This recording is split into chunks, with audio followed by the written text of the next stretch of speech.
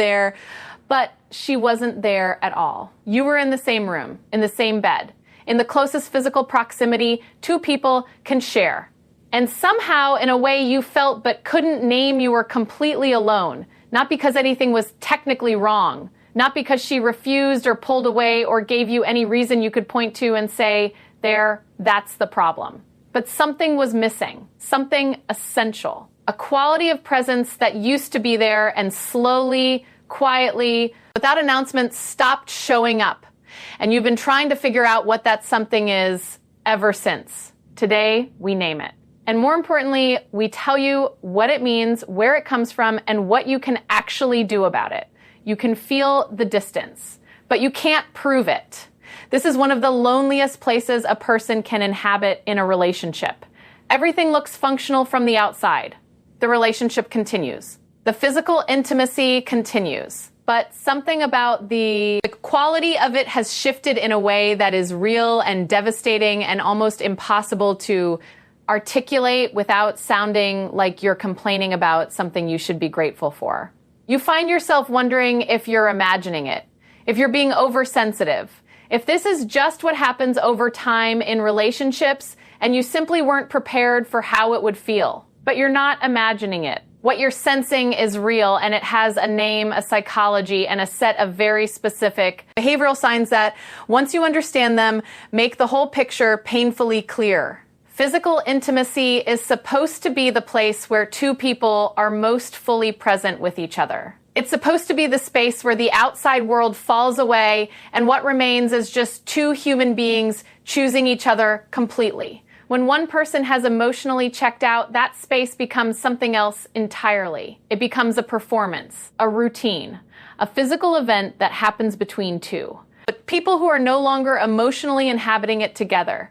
And the tragedy of it is that the person who is still present, still emotionally in the room, feels the absence of the other without always being able to identify what they're feeling the absence of. Until today, understand what emotionally checked out actually means before we go into the specific signs.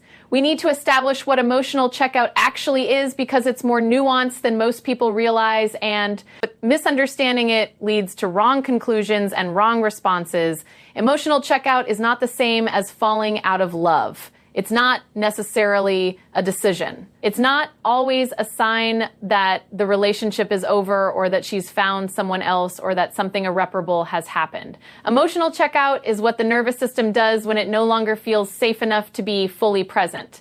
When intimacy has been consistently disappointing or when unresolved emotional pain has accumulated. But to the point where the body protects itself by creating distance even during moments of physical closeness. It's a defense mechanism, a self-protective withdrawal that happens below the level of conscious choice. She may not even fully know she's doing it. She may experience it as being tired or distracted or just not feeling like herself lately. But you feel it because you're still there. And the space where she used to be is now occupied by a version of her that goes through the motions without inhabiting them. Understanding this reframes everything. She's not withholding from you as punishment. She's protecting herself from something, and figuring out what that something is the most important work your relationship currently needs. Sign 1. Her eyes are somewhere else entirely. Eye contact during intimate moments is one of the most vulnerable things two people can share. It requires being fully present, fully seen in a moment of complete physical exposure. And one of the first things to disappear when someone has emotionally withdrawn. When she's checked out, her eyes go somewhere safe, to the ceiling, to a middle distance that focuses on nothing, to a closed-eye state that might look like presence, but is actually its own form of disappearance. What she's avoiding is mutual seeing. Because being truly seen during intimacy requires being truly there, and being truly there requires a level of emotional openness she's no longer accessing. Think back when things felt different. Was there a quality of looking at each other that existed then and has gone quiet? That specific mutual seeing, the kind that used to feel like falling into someone, is one of the first casualties of emotional checkout. And its absence, once you name it, is unmistakable. 3. Sign 2. She's efficient where she used to be present, There's a particular quality that intimacy has when both people are emotionally engaged. It's unhurried. It wanders. It follows what feels, but good rather than moving toward conclusion. There's a generosity to it, a willingness to stay in a moment rather than push through it. When someone has emotionally checked out, intimacy becomes efficient. It has a beginning, a middle, and an end that she moves through with the minimum necessary investment. It stops being an experience and starts being a task, something to be completed rather than inhabited. You feel this as a subtle but real withdrawal of presence. The moments that used to. Like, linger don't linger anymore. The quality of her attention that used to feel like it was entirely on you now feels like it's slightly somewhere else. Managing something, getting through something, this efficiency is not cruelty. It's the behavior of someone who has stopped feeling safe enough to be slow, who needs to keep the experience brief because brief is all she can manage while keeping herself protected. Sign 3.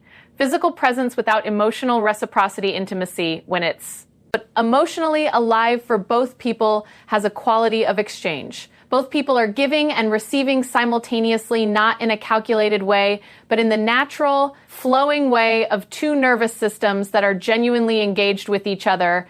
When one person has emotionally withdrawn, that reciprocity disappears. What remains is participation without investment. She is physically present, but emotionally a spectator of her own experience. The specific way this shows up varies. Sometimes it's in the absence of sound and unusual quiet that wasn't there before. Sometimes it's in the quality of touch present, but slightly mechanical, going through familiar motions without the aliveness that used to animate them. Sometimes it's in the aftermath, the way she moves away quickly or returns to her phone or falls into sleep with an efficiency that feels like relief. All of these are the body's way of exiting a situation it arrived at without its whole self. Sign 4. She doesn't initiate, but anymore and hasn't in a while. Think carefully about this one because it requires honest reflection. When did she last initiate intimacy? Not go along with it, initiate it. Reach for you. Create the conditions. Make it clear that this was something she wanted. Initiation requires desire, and desire requires emotional engagement. A woman who has emotionally checked out of the intimate dimension of a relationship doesn't stop wanting intimacy in general. She stops wanting it specifically here. Because here is where the emotional pain lives. The absence of initiation is not laziness. It's not a comfort that's settled in over time. It's a signal that the emotional investment that used to make her want to reach for you has been redirected either inward for self-protection or elsewhere for comfort. When was the last time? Answer that honestly. And if the answer is longer ago than it should be, take that seriously. 6. Sign 5. Affection after intimacy has gone cold. This one might be the most telling of all the signs and the most painful. The moments after physical intimacy are, in a healthy, emotionally connected relationship, often the most tender. The guard is down. The performance is over. Two people are at their most human together, most vulnerable, most open, most genuinely themselves. When someone is emotionally checked out, this window closes almost immediately. She moves away sooner than she used to. The conversation that used to flow naturally in those moments has, but dried up. The physical closeness that used to continue into the afterward, the leg draped over yours, the head on your chest, the quiet talking into the dark has been quietly retired. She's not doing this to wound you. She's doing it because staying in that vulnerable, open window requires emotional presence she isn't currently able to offer. And the quickest path out of that vulnerability is physical distance followed by a return to the ordinary routines of the day or night. Notice what? But happens after, not during after. Because after is where the emotional truth of the experience lies. And cold after is one of the clearest windows into where she actually is. 7. Why this happens, the psychology behind the withdrawal. Now we have to go into the why. Because understanding why is what separates people who fix things from people who just suffer through them. Emotional checkout during intimacy almost always traces back to one of several root causes. The first is accumulated, but unresolved emotional pain inside the relationship, things that were said or not said. needs that were expressed and not met, moments where she reached emotionally and found nothing there. Over time, these accumulate into a protection strategy. If I don't show up fully, I can't be fully hurt. The second is disconnection outside the bedroom that has migrated inside it. Intimacy is not a separate department of a relationship. It is the physical expression of the emotional state of the relationship. Overall, when the emotional connection is struggling in daily life, in conversation, in feeling seen and understood and valued, the intimate life reflects that struggle almost perfectly. The third is something personal that has nothing to do with you.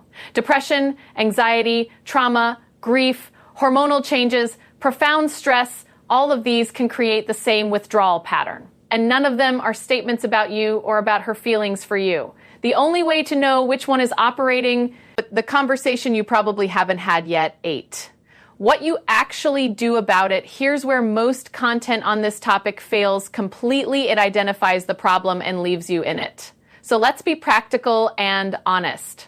The path back from emotional checkout is not better technique. It's not more effort in the physical dimension. It is a real, direct, vulnerable conversation initiated by you, held with care, and aimed not at solving anything immediately, but at opening the door to honesty. But I've noticed you seem checked out in bed. That framing makes her defensive before anything real can happen. But I've been feeling a distance between us that I don't fully understand, and I miss you. Not just physically, I miss the version of us that felt fully present together. Can we talk honestly about where we are? That opening soft enough to be receivable, honest enough to be real, creates the conditions under which she might be able to tell you what's actually going on, what she needs, what has been accumulating, what has made full presence feel unsafe, and what she tells you, if she tells you, truly is the beginning of finding your way back to each other. Or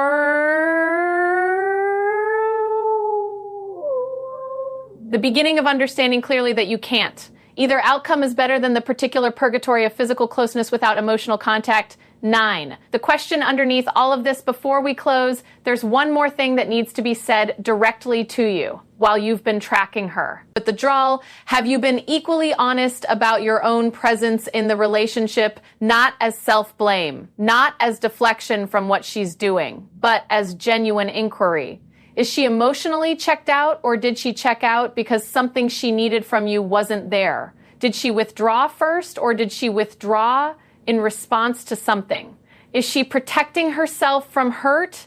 And if so, what was the hurt? These questions aren't comfortable, but they're the ones that separate men who understand their relationships from men who are simply confused by them. And the willingness to ask them to actually examine your own role in the emotional state of your relationship is one of the most genuinely attractive and deeply connecting things a man can bring to a difficult conversation. She didn't check out in a vacuum.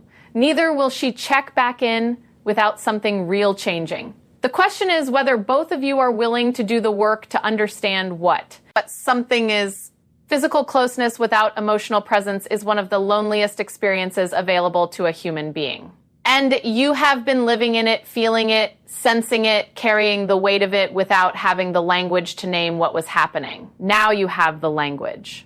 Now you have the signs. Now you understand the psychology underneath them well enough to approach this not as a problem to be solved by technique, but as a human situation to be addressed with honesty and care. She's not gone. She's protected. And protection dissolves when the thing it was protecting against, the hurt, the disconnection, the feeling of reaching and finding nothing, gets genuinely addressed. Have the conversation. Ask the real question. Stay in the discomfort of not having all the answers yet. And trust that two people who are willing to be honest with each other in the hard moments have more available to them than they might currently believe. You deserve to be fully met, and so does she. If this video gave you language for something you've been feeling without words, subscribe. Every week on this channel, we go into the real, honest, sometimes uncomfortable psychology of intimacy, connection, emotional withdrawal, and what it actually takes to build something that stays fully alive. You're not alone in what you're navigating. And you don't have to navigate it without someone speaking honestly into it.